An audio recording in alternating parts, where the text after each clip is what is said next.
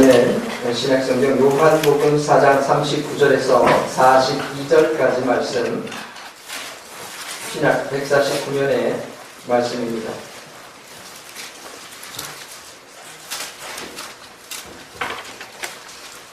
요한복음 4장 39절에서 42절까지 말씀을 제가 한 절, 여러분이 한 절 말씀을 교독하도록 합니다. 여자의 말이 내가 행한 모든 것을 그가 내게 말하였다 증언하므로 그 동네 중에 많은 사마리아인이 예수를 믿는지라. 사마리아인들이 예수께 와서 자기들과 함께 요하시를 청하니 예수께서 그들을 요하시되 예수의 말씀으로 말미암아 믿는 자가 더욱 많아. 여자에게 말하되 이제 우리가 믿는 것은 내 말로 인함이 아니니 이는 우리가 친히 듣고 그가 참으로 세상에 부르신 줄 알리라 하였다. 아멘. 그 주식 여러분 주보를 참조해 보시기 바랍니다. 11월의 말씀 주제, 오늘 첫 주는 바이블랜드라는 주제로 사마리아라는 성경에 많은 지명들이 나옵니다. 오늘 사마리아라는 땅에 대한 설교 함께 하도록 하겠습니다. 내일이죠. 11월 2일 새롭게 한 달을 시작하는 한 달의 첫날, 우리 전교인 수령 예배로 내일 함께 예배 드리도록 하겠습니다. 11월 각 기간은 총회를 통해서 2016년도를 이끌어가는 임원을 선출해 주시고 보고해 주시기 바랍니다. 오늘 여기 이것을 위해서 우리 기관장 모임, 부서장 모임을 식사 후에 2층 교육관에서 갖도록 하겠습니다. 동일하게 2016년도 교회를 섬길 일꾼들을 위해서 여러분 기도해 주시고요. 우리가 라오스의 후아이타오 교회를 위한 재건을 위한 헌금을 작성했습니다. 그 작정을 지난주에 우리가 12,500불 남은 부분들을 다 송금했습니다. 이제 은혜롭게 여러분 지어주도록 기도해 주시고요. 작정한 것에서 남은 헌금은 우리 교회를 수리하는 데 사용하도록 하겠습니다. 기도해 주신 대로 수능 열흘밖에 남지 않았습니다. 우리 고3 학생들, 또 중학교 3학년 학생들, 초등학교 6학년 학생들 진로를 위해서 지속적으로 여러분 기도해 주시기를 바랍니다. 하늘 소리 찬양대가 찬양으로 하나님 앞에 영광 올려드립니다.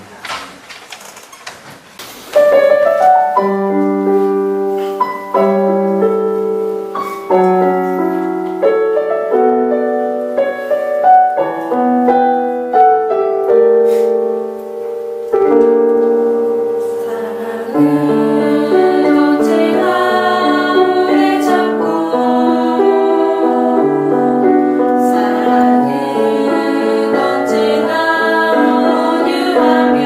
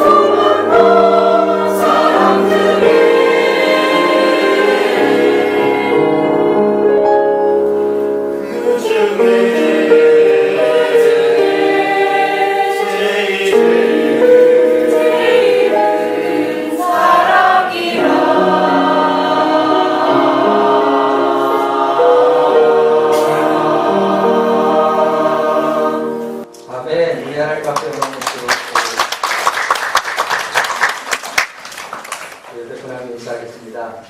우리 안에 주님이 계십니다. 함께하니 고맙습니다.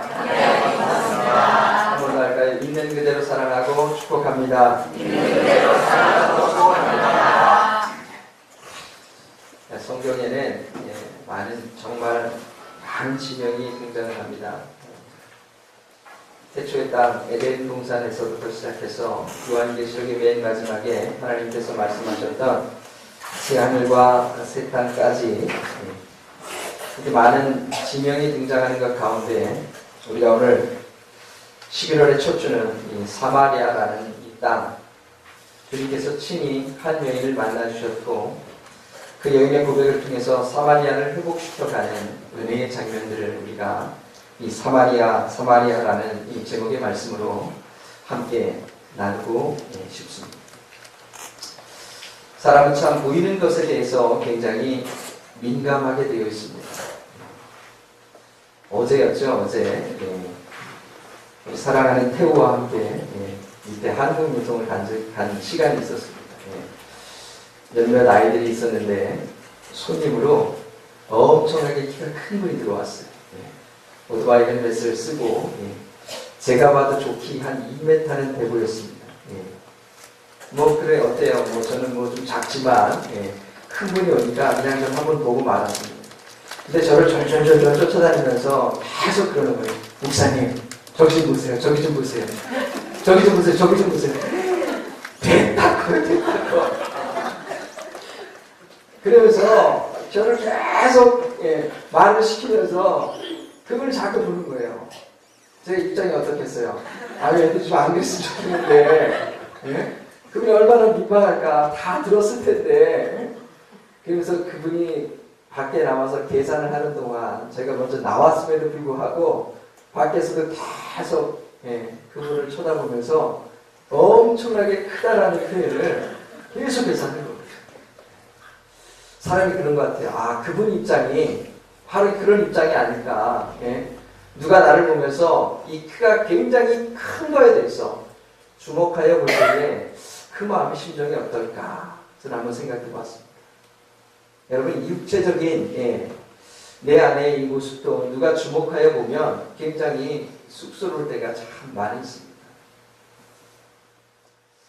제가 수영을 좀 배우려고 수영장을 좀 이렇게 다녔습니다. 아침 8시 타임을 갔는데 수영장에 옷을 입고 하지 않잖아요. 다 옷을 어떻게 하죠? 벗고 합니다. 수영복 입고 하죠.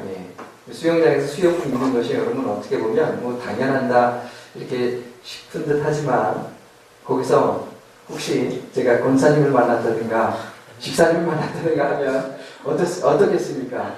뭔가 좀 쑥스러움이 있겠죠. 근데 수영을 하면서 어떤 50대 한 초반에 여자분을 한번 뵀어요. 그분이 아주 걸걸합니다, 성격이. 그러면서 이렇게 말도 잘 붙여요. 남자들이고 여자들이고 다 말도 붙이면서 이렇게 얘기를 합니다. 근데 이 50대 이 초반쯤 되면 이제 만사가 다 편해지는가 봐요. 남자분을 볼 때도 쉽게 자기 뭐해? 막 이러면 자기라고 막 툭툭 던져요. 자기 뭐 하는 사람이야? 그러다가 제가 그분이 교회 다닌다는 걸 알게 됐어요. 뭘 하다가 뭐 할렐루야가 나오고 막 아멘이 나오고 막 그러더라고요. 이분이 교회에서 내가 딱 보니까 권사님 좀 되는 것 같아요. 그러다가 한참이 지났어요. 한 석 달 정도 지났는데 저한테 와서 툭 그러는 거예요. 자기 뭐 하는 사람이야? 이거 어떻게 대답해야 될까? 저는 교회 목사입니다.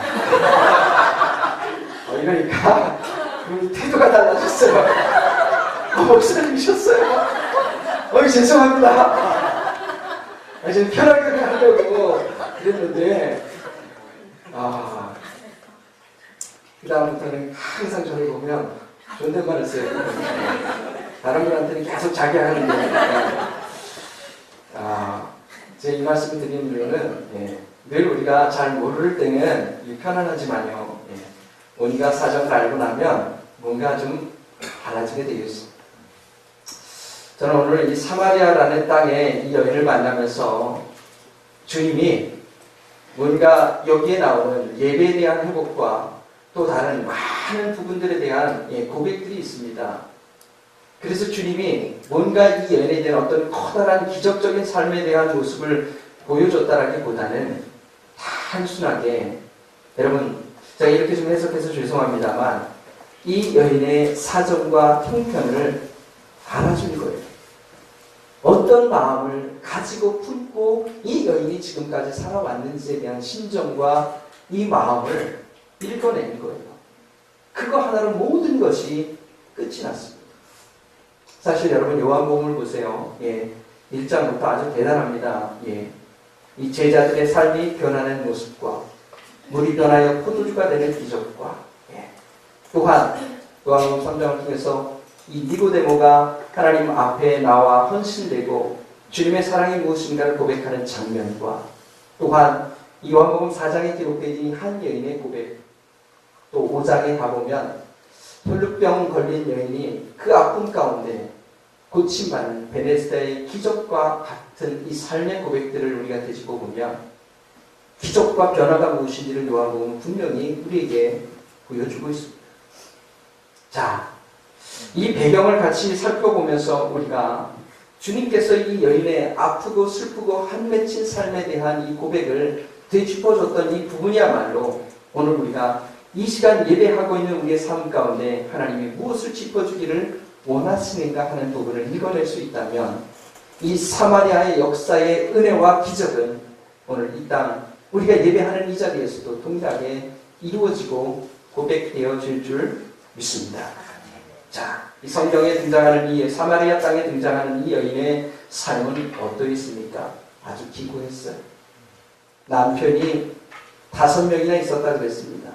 주님은 말씀하시죠. 지금에 살고 있는 이 남자도 내 남편이 아니다라고 말해줍니다. 먼저 저는 이 이혼에 대한 또 이 여인의 아픔에 대한 고백들을 조금 변호 좀 해볼까 합니다. 먼저 우리 성경 말씀 좀 한번 읽어볼까요? 신명기 24장 1절에 이렇게 말씀합니다. 같이 한번 읽어보죠. 시작. 사람이 아내를 맞이하여 결혼 후에 그에게 수치되는 일이 있음을 발견하고 그를 기뻐하지 아니하면 이혼 증거를 써서 그를 보내주고 그를 자기집으로 내보낼 것이요 그랬습니다. 이것이 신명기가 우리에게 가르쳐주는 이혼의 법칙입니다. 즉 아내를 맞아야 데려온 후에 그에게 수치되는 일이 있음을 발견했을 때에 이혼할 수 있다 그랬어요. 수치되는 일, 여러분 기억해 보십시오. 수치되는 일 뭘까? 그러다 주님은 신약에서 마태복음 19장 9절에 이혼에 대해서 이렇게 말씀하시죠. 같이 한번 읽어봅시다. 시작.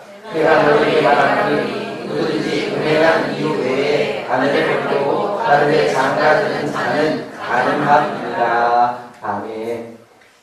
여자가 음행한 이유 외에는 아내를 버리지 말라라고 주님은 분명히 가르침으로 말씀해 주셨습니다.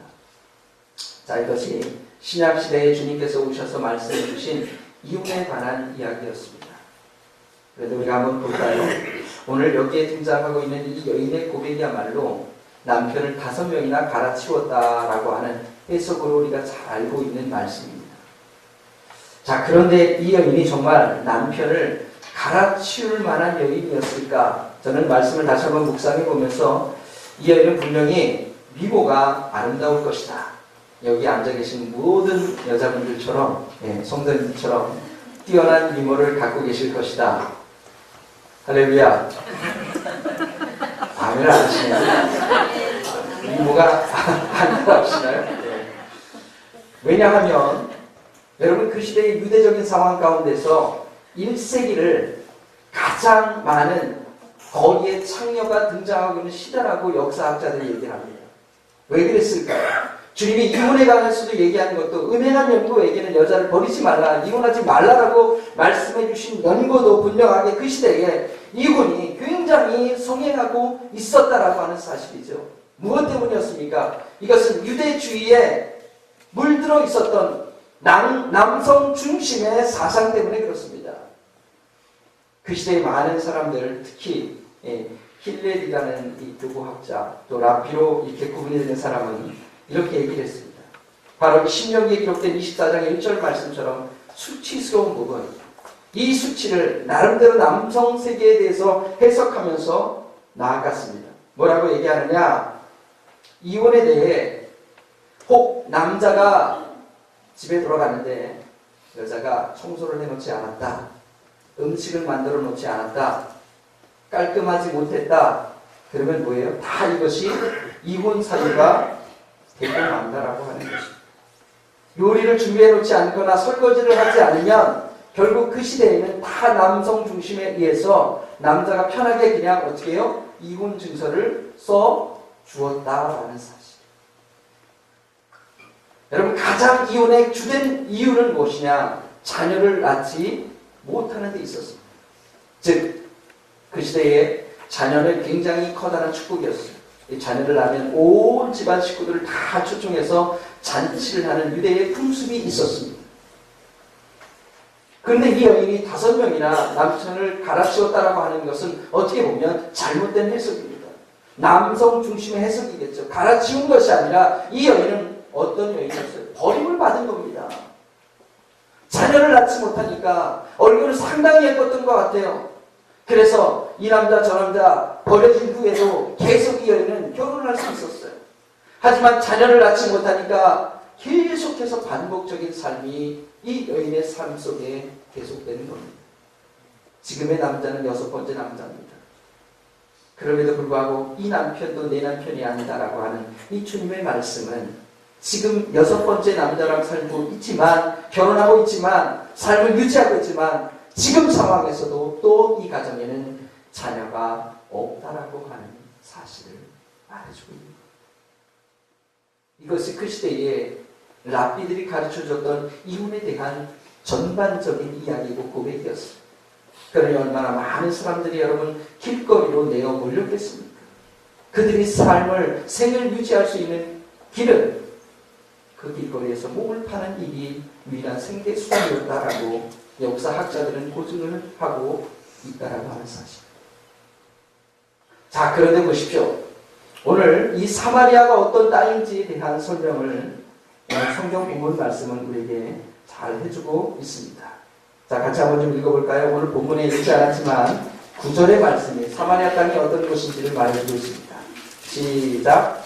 사마리아 여자가 이르되 당신은 유대인으로서 어찌하여 사마리아 여자인 나에게 물을 달라 하였을까? 이는 유대인이 사마리아인과 상종하지 아니함이로라. 아멘.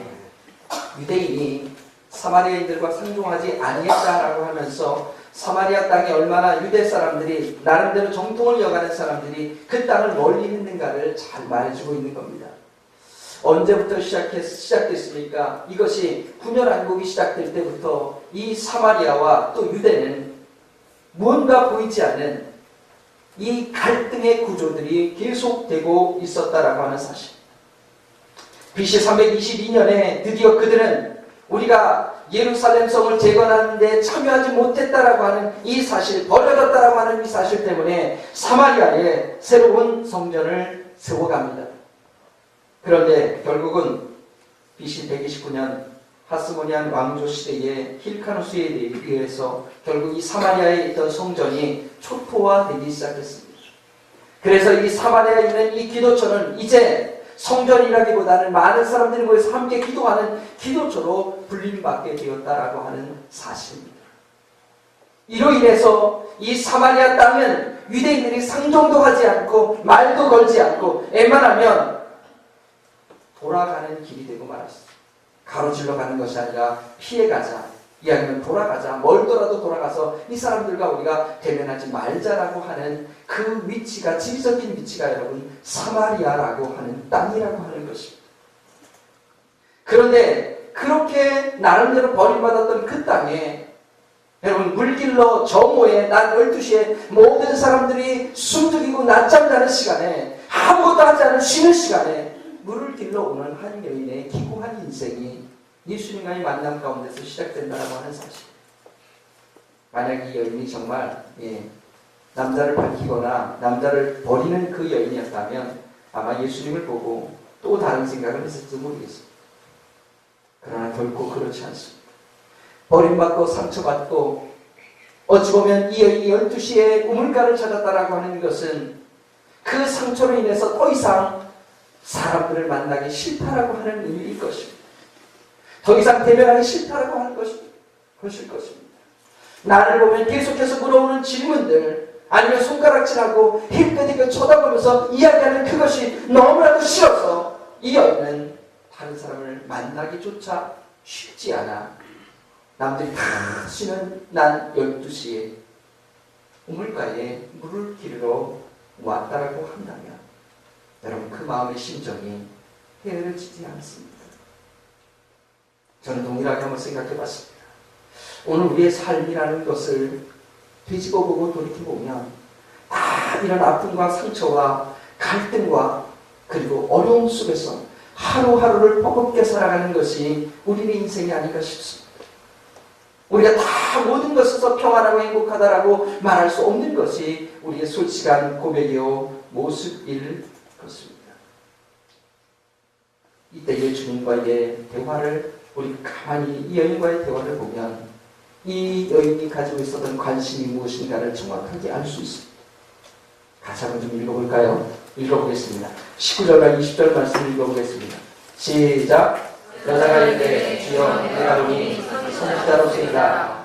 우리 조상들 이산에서 계획하였는데 당신들의 말은 이해할 곳이 예루살렘에 있다 하더이다. 아멘. 자, 전반부는 이렇게 넘어가겠습니다.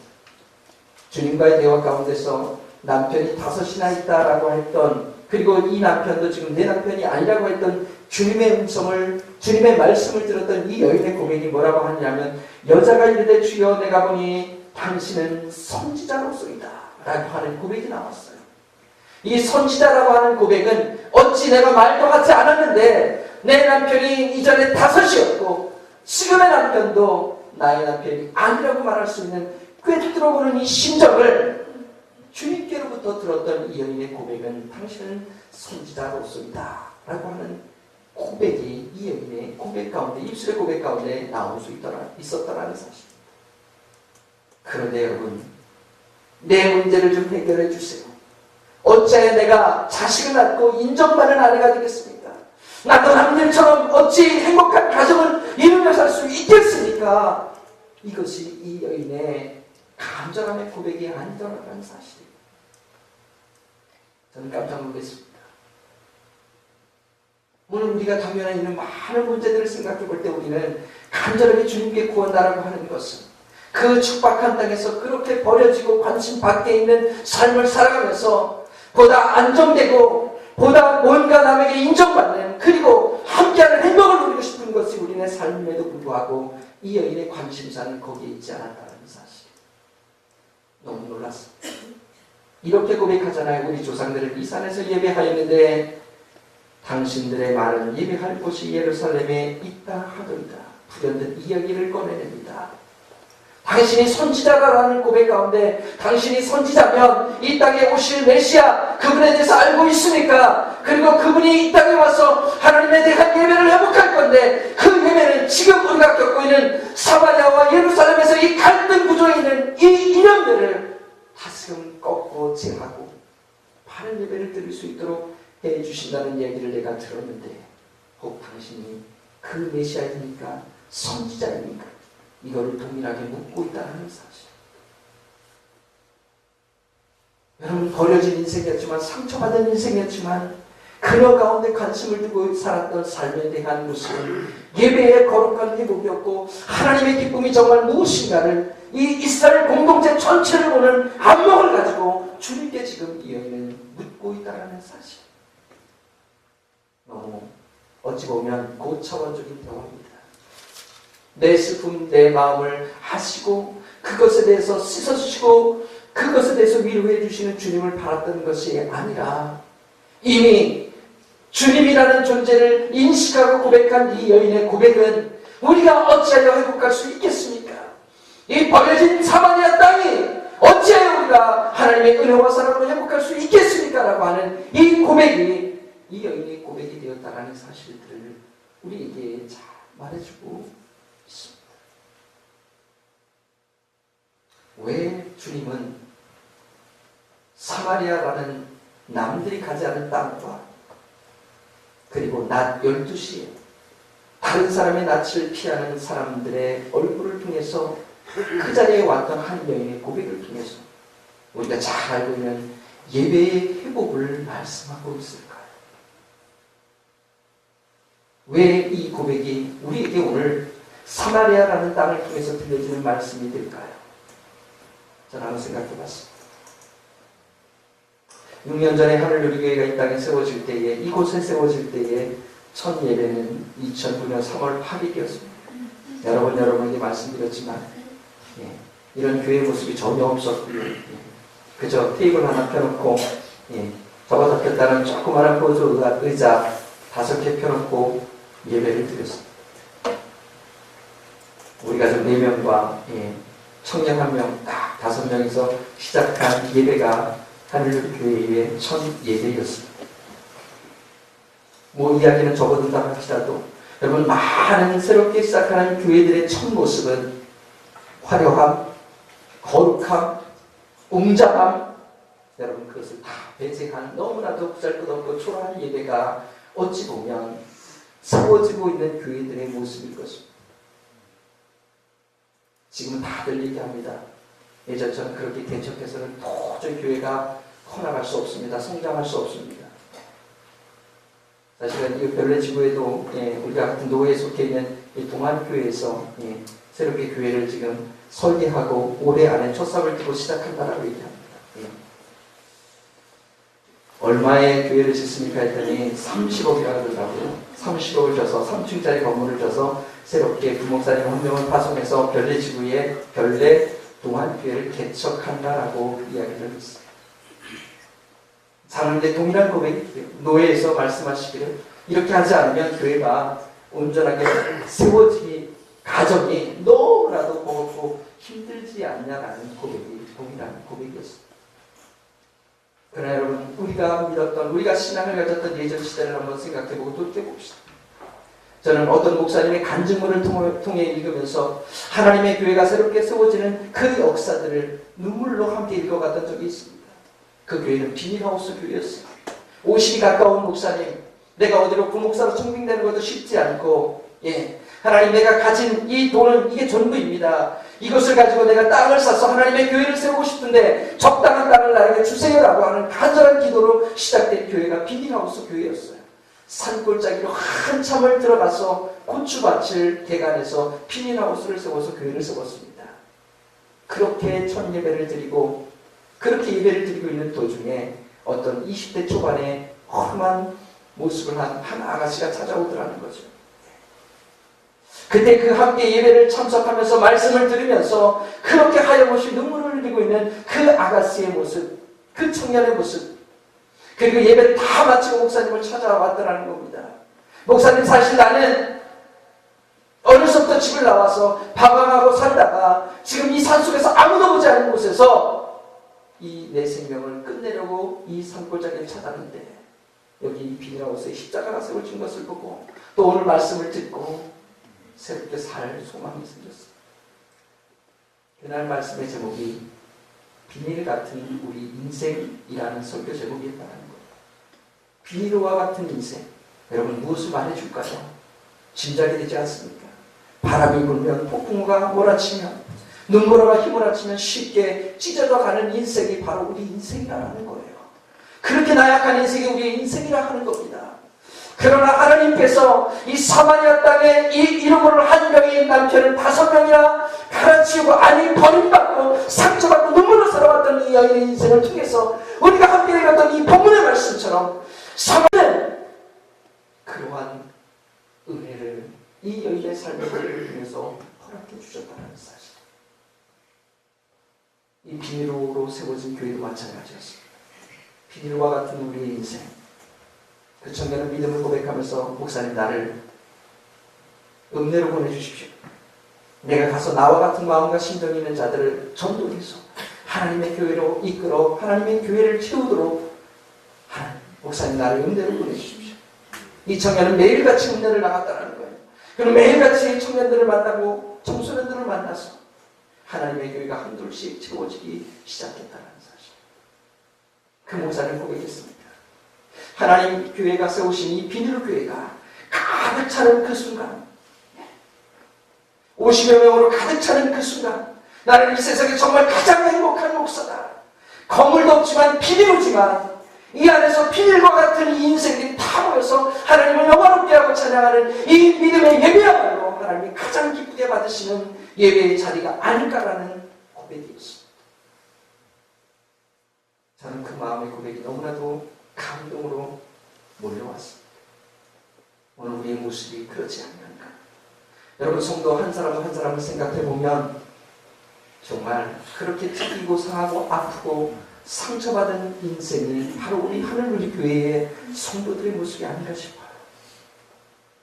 어찌할 바를 몰라서 힘들어 고통하는 여러분의 모습들을 보면 하나님, 우리 교회의 이런 영혼들에게 힘주시고 위로하시고 은혜를 주시옵소서 하는 것이 정말 기도 때마다 나오는 저희 마음의 심정이고 고백입니다. 그렇습니다, 여러분. 우리가 보잘것없고 나약하고 힘이 들고 어렵고 버겁고 때로는 세상을 등지고 살아가는 이 아픔 가운데 살아가고 있지만, 여러분, 이 사마리아 땅의 이 여인을 통해서 사마리아가 기적적으로 예배와 말씀이 회복되는 자리로 이끌어 주시네, 사용하여 주시네, 바로 오늘 저와 여러분을 통하여서 이런 기적적인 은혜와 하나님과 함께하는 믿음의 역사가 우리 하늘의 교회를 통하여서도 일어날 줄 믿습니다. 네. 여러분, 그것을 믿으신다면 이 바이블랜드, 하나님의 허락하신 지명에 나온 이 땅들의 하나님의 놀라운 역사가 바로 이 강원동에서 숨쉬며 애통하며 지금도 주님 앞에 우리 삶을 붙잡아 주옵소서라고 기도하는 저와 여러분의 삶을 통하여서 거룩한 예배가 회복되고 하나님의 역사가 이루어지고 이 땅에 여러분이 뿌려진 눈물의 씨앗을 통해서 이 강원동에 많은 죽어가는 사람이 회복되고 일어나는 은혜와 능력과 권능이 임하기를 간절히 주님의 이름으로 축원합니다. 이 여인은 뭐라고 고백했습니까? 와보라. 물동이를 던져주고 그 등졌던 사람들에게로 뛰어갔습니다. 멀리 했던 사람들에게로 뛰어갔습니다. 지금 이분이 메시아다. 이분이 나의 삶에 대한 모든 역사를 말해주었고 지금 영원히 가라지 않을 생명의 생수의 근원이 무엇인지를 우리에게 알게 하신다. 그 여인의 말을 듣고 오늘 우리가 읽었던 이 본문의 사람들이 예수님께로 달려왔습니다. 그리고 주님의 음성을 듣고 우리가 정말로 이 사마리아 땅의 새로운 복음의 역사가 시작됐던 믿음의 역사가 무엇인지를 마음으로 깨닫고 고백하며 힘을 얻고 회복되었다는 사실들을 오늘 우리에게 말해주고 있습니다.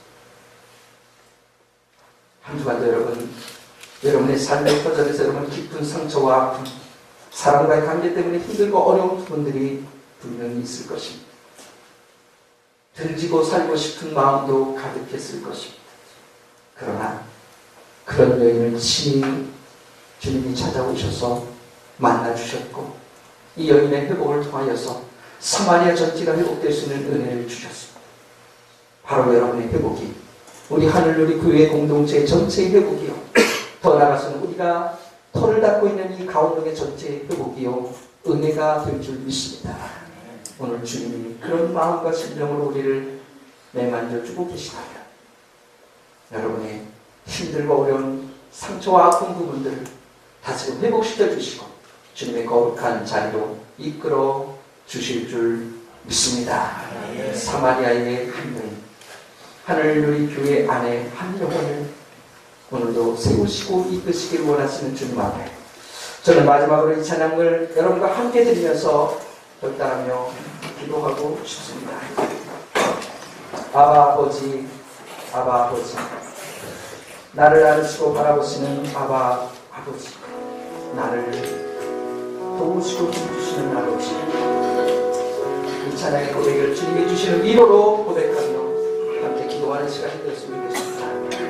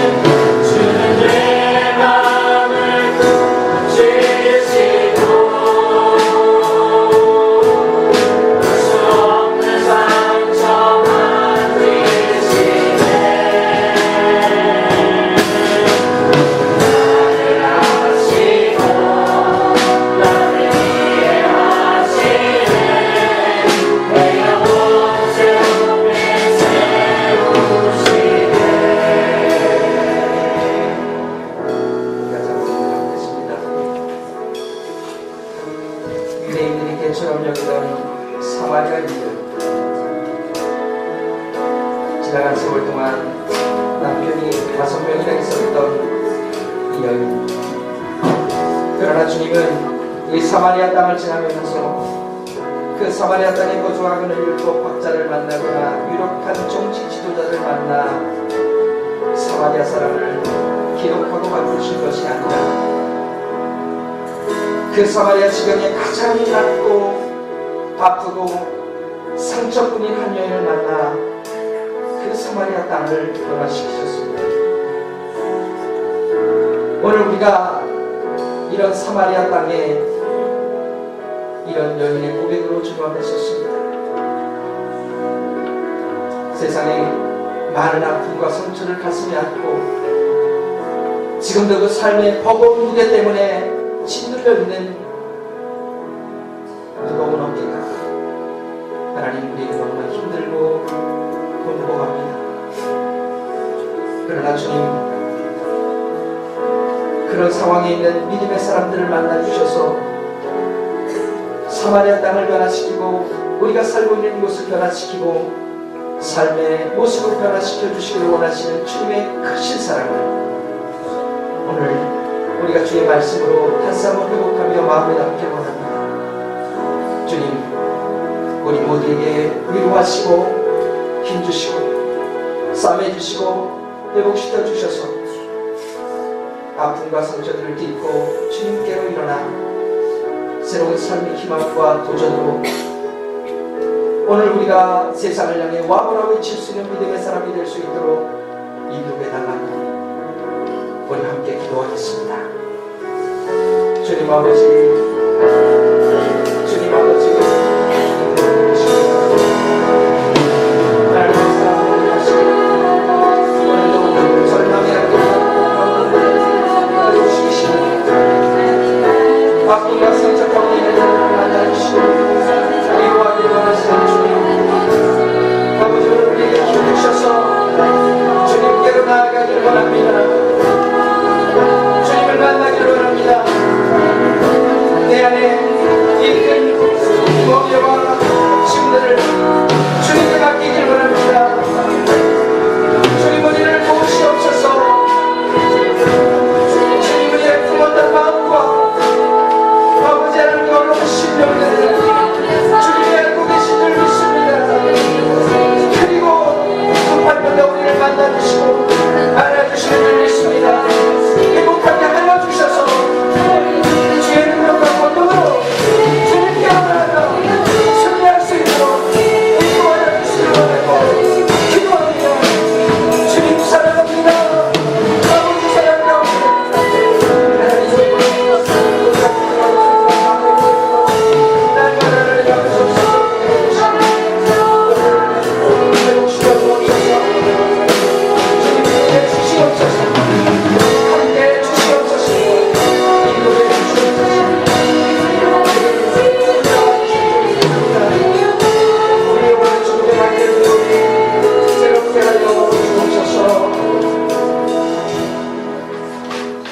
하나님의 은혜를 감사합니다.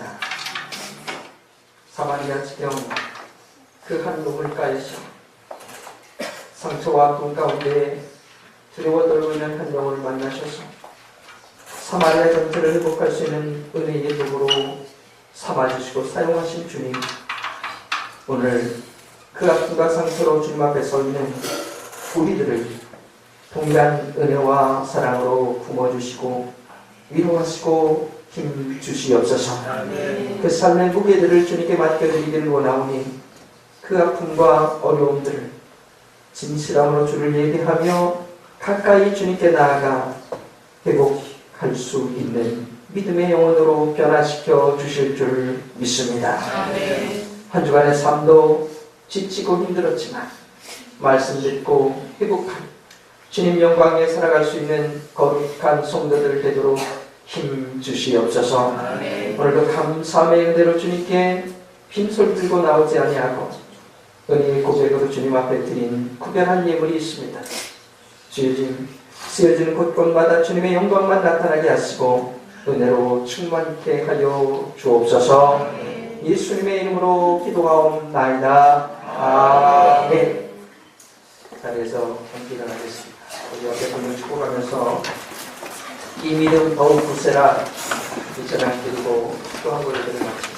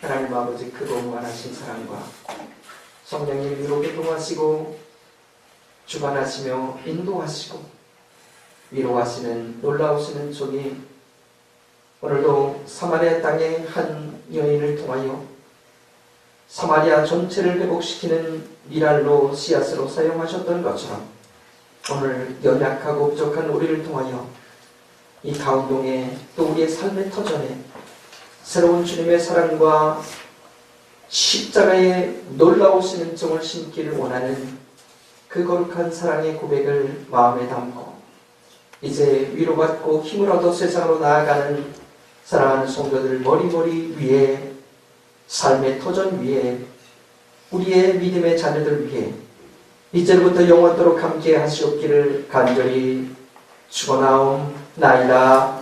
아멘.